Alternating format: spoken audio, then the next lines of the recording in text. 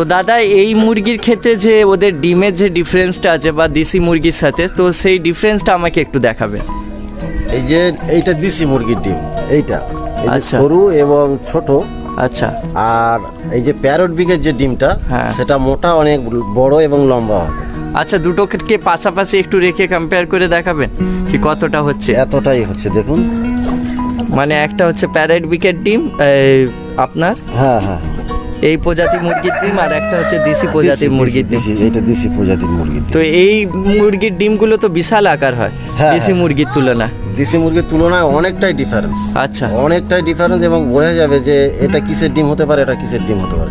আচ্ছা। যেহেতু এই প্যারেট বিগের এই মালগুলো হুম লাস্ট পর্যন্ত এর 5 কেজি 5.5 কেজি ওয়েট হয়। আচ্ছা এর বাচ্চা থেকে শুরু, এই বাচ্চা আর এই বাচ্চা অনেক ডিফারেন্স। আচ্ছা আর 2 মাস বয়স যখন হয়ে যাবে, হুম। অলরেডি দেশি মুরগির 50% তখন এসে যায়। আচ্ছা